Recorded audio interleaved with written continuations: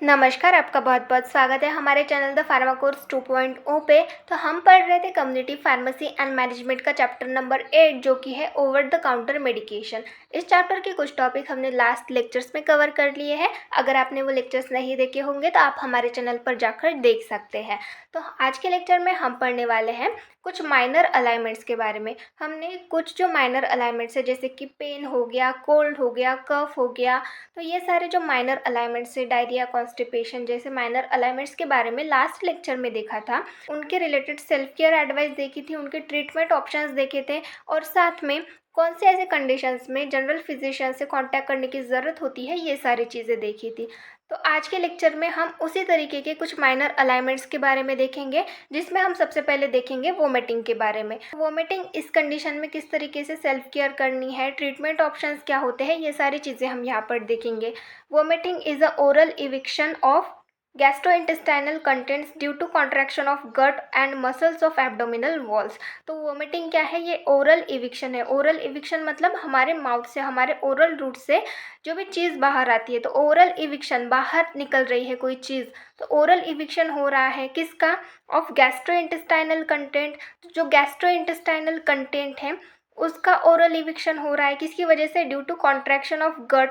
जो हमारा गट है उसमें बहुत ज़्यादा कॉन्ट्रैक्शंस हो रहे हैं और साथ में मसल्स ऑफ एब्डोमिनल वॉल्स, तो जो भी मसल्स है एब्डोमिनल वॉल के वो भी बहुत ज़्यादा कॉन्ट्रैक्ट हो रहे हैं। तो उस कंडीशन में जो भी हमारा गैस्ट्रोइंटेस्टाइनल कंटेंट है वो हमारे ओरल रूट के थ्रू बाहर निकल रहा है, तो उस कंडीशन को हम क्या बोलते हैं? वोमिटिंग। देन नेक्स्ट हम देखेंगे एडवाइस फॉर सेल्फ केयर। तो सेल्फ केयर क्या करनी है इस कंडीशन में? डू नॉट ईट और drink anything for several hours after vomiting. तो अगर वोमिटिंग हुई है उसके कुछ घंटों तक आपको कुछ भी खाना भी नहीं है और पीना भी नहीं है, पानी भी नहीं पीना और कुछ खाना भी नहीं है। अगर आप खाते हो या फिर ड्रिंक करते हो वाटर, तो उस कंडीशन में फिर से आपको वोमिटिंग होने के चांसेस रहते हैं। Do not drink citrus juice और मिल्क। तो सिट्रस जूस जैसे कि लेमन हो गया, ऑरेंज जूस हो गया, तो ये सारे सिट्रस जूसेस ड्रिंक नहीं करने हैं और साथ में मिल्क भी ड्रिंक नहीं करना है वोमिटिंग के बाद।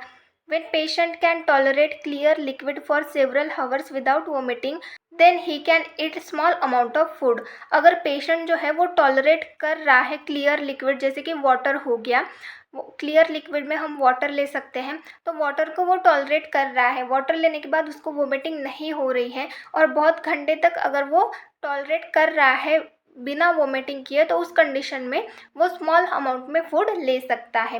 Retake medications if vomiting occur with in 30 minutes of taking usual medication. तो अगर वोमिटिंग होने के बाद मेडिकेशन ली और उसके 30 मिनट के अंदर वोमिटिंग हो गई, तो उस कंडीशन में फिर से वोमिटिंग की मेडिसिन लेनी है। तो इस तरीके से ये कुछ सेल्फ केयर एडवाइस हो गए।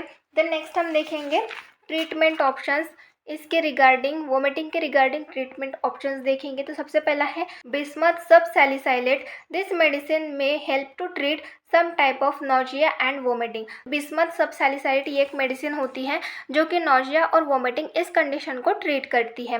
Antihistamines, this drug help to prevent nausea and vomiting cause by motion sickness. तो एंटीहिस्टामिन्स ड्रग होते हैं जो कि नोजिया और वोमिटिंग्स को प्रिवेंट करते हैं, जो कि मोशन सिकनेस की वजह से, मतलब जब ट्रैवलिंग करते हैं, ट्रैवलिंग के टाइम कुछ लोग होते हैं जिनको वोमिटिंग होती है, नोजिया होता है, उस कंडीशन को हम बोलते हैं मोशन सिकनेस।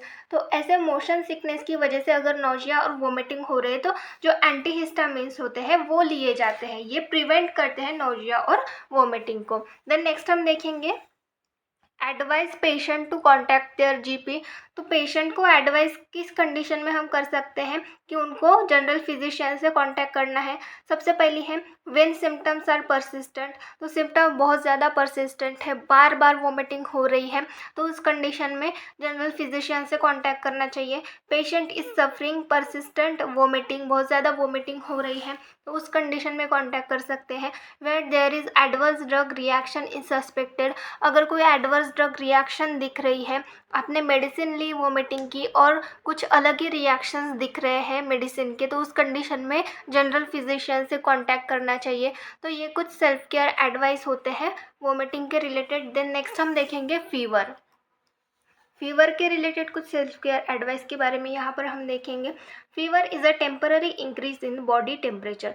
फीवर में क्या होता है, हमारा बॉडी टेम्परेचर जो है वो टेम्पररीली इंक्रीज होता है, थोड़ी देर के लिए इंक्रीज हो जाता है। Having fever is a sign that something out of the ordinary is going on human body. तो फीवर आ रहा है तो ये किसका साइन होता है कि हमारी बॉडी में कुछ तो प्रॉब्लम हुई है, ये साइन होता है। फीवर आया मतलब कुछ तो प्रॉब्लम हुई है हमारे बॉडी में, ये इसका साइन होता है। इसके रिलेटेड सेल्फ केयर एडवाइस के बारे में देखेंगे। ल्यूकवार्म और कूल बाथ और flannel can comfort and reduce fever. तो ल्यूकवार्म या फिर कूल बाथ मतलब थोड़ा गर्म पानी जो होता है उससे नहाना, या फिर ठंडे पानी से नहाना, या फिर फ्लैनेल। फ्लैनेल मतलब क्या होता है कि जब फीवर आता है तो उस कंडीशन में हम वेट क्लॉथ लेके उसको हमारे सर पे रखते हैं, तो उस कंडीशन में जो फीवर है वो रिड्यूस हो जाता है, कम हो जाता है, तो उसको हम फ्लैनेल बोलते हैं। तो ल्यूक वार्म बाथ लेने से या फिर कूल बाथ लेने से या फिर फ्लैनेल से जो है वो फीवर रिड्यूस हो सकता है और हमें कंफर्टेबल फील हो सकता है। देन नेक्स्ट है, do not use hot water bottles and electric blankets. तो फीवर की कंडीशन है तो उस कंडीशन में हॉट वाटर बॉटल्स यूज़ नहीं करनी है और इलेक्ट्रिक ब्लैंकेट्स भी यूज़ नहीं करने हैं। ड्रिंक प्लेंटी ऑफ वाटर, ज़्यादा से ज़्यादा वाटर लेना चाहिए। मेज़र टेम्परेचर रेगुलरली, जो भी टेम्परेचर है वो रेगुलरली मेज़र करते रहना चाहिए। Avoid dehydrating food and drinks, जो भी डिहाइड्रेटिंग फूड है और ड्रिंक्स है उनको अवॉइड करना चाहिए फीवर की कंडीशन में। तो ये कुछ सेल्फ केयर एडवाइस हो गई। देन नेक्स्ट हम देखेंगे कुछ ट्रीटमेंट ऑप्शंस के बारे में। Paracetamol is always choice of drug in fever. तो फीवर इस कंडीशन में पैरासीटामोल ज़्यादातर यूज़ की जाती है। Ibuprofen and aspirin may be recommended depend upon the nature of pain in fever. Ibuprofen और एस्पिरिन ये भी रिकमेंड की जाती है अगर बॉडी में पेन है तो। पेन तो है तो वो किस तरीके का है, उसका नेचर क्या है, फीवर इस कंडीशन में पेन भी हो रहा है तो वो किस तरीके का है, उसका नेचर क्या है, इसके अकॉर्डिंग जो है वो एस्पिरिन या फिर आइबुप्रोफेन इन दोनों में से एक मेडिसिन जो है वो रिकमेंड की जाती है। देन नेक्स्ट है, advice patient to contact their GP. तो जनरल फिजिशियन से किस कंडीशन में कॉन्टैक्ट करना है उसके बारे में देखेंगे।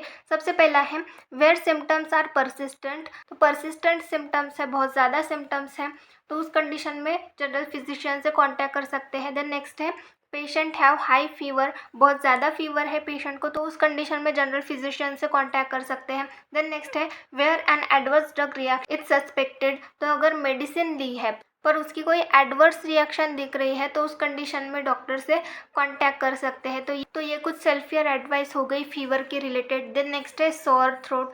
सॉर थ्रोट के रिलेटेड सेल्फ केयर एडवाइस के बारे में देखेंगे। A sore throat is usually a symptom of an acute upper respiratory tract infection. तो सॉर थ्रोट मतलब ये किसका सिम्टम होता है, तो हमारे जो रेस्पिरेटरी ट्रैक्ट है, अपर रेस्पिरेटरी ट्रैक्ट, उसमें इन्फेक्शन हुआ है। इन्फेक्शन में भी वायरल और बैक्टीरियल। इन्फेक्शन ये वायरल भी हो सकता है या फिर बैक्टीरियल भी हो सकता है।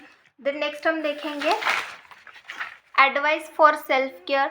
तो सेल्फ केयर के बारे में देखेंगे, सेल्फ केयर क्या करनी है इस कंडीशन में, सोर थ्रोट में। Gargle with salt water, salt water से गार्गल करना है। यूज़ थ्रोट स्प्रे यूज़ करना है। यूज़ वार्म लिक्विड्स, गर्म पानी पीना है। ईट सूप, जो भी सूप है वो लेने हैं। तो इस तरीके से ये कुछ सेल्फ केयर एडवाइस हो गए। देन नेक्स्ट है ट्रीटमेंट ऑप्शंस। ट्रीटमेंट ऑप्शंस में क्या क्या आते हैं, सबसे पहला है ओरल एनाल्जेसिक्स जिसमें पैरासीटामोल यूज़ की जाती है। लोकल एंटीसेप्टिक्स जिसमें बेंजालकोनियम क्लोराइड ये मेडिसिन यूज़ की जाती है। देन नेक्स्ट है glycerin honey lemon preparations are available. तो ग्लिसरीन हनी का और लेमन का प्रिपरेशन करके ये लिया जाता है, ये भी सॉर थ्रोट के लिए बहुत ही ज़्यादा इफ़ेक्टिव होता है। देन नेक्स्ट है use of gargles with salt water. तो नमक के पानी से गार्गल किया जाता है। तो इस तरीके से ये कुछ ट्रीटमेंट ऑप्शंस हो गए। देन नेक्स्ट है advice patient to contact their GP. तो जनरल फिजिशियन से कांटेक्ट करने की ज़रूरत पड़ी तो कौन सी ऐसी कंडीशंस होती है जिस कंडीशन में जनरल फिजिशियन से कांटेक्ट करने की ज़रूरत होती है। सबसे पहला है व्हेन सिम्टम्स आर परसिस्टेंट। तो सिम्टम्स बहुत ही ज़्यादा है, बहुत ही ज़्यादा सोर थ्रोट है, गले में पेन है, तो उस कंडीशन में जनरल फिजिशियन से कांटेक्ट करना चाहिए। When patient have severe sore throat, बहुत ज़्यादा सोर थ्रोट है तो उस कंडीशन में भी डॉक्टर से कांटेक्ट करना चाहिए। तो इस तरीके से ये कुछ एडवाइसेस हो गए पेशेंट के लिए कि उनको कब उनके जनरल फिजिशियन से कांटेक्ट करना है। तो इस तरीके से यहाँ पर हमने ये कुछ माइनर अलाइनमेंट्स के बारे में देखा। तो आज के लेक्चर में बस इतना ही, बाकी का टॉपिक हम नेक्स्ट लेक्चर में देखेंगे। Thank you.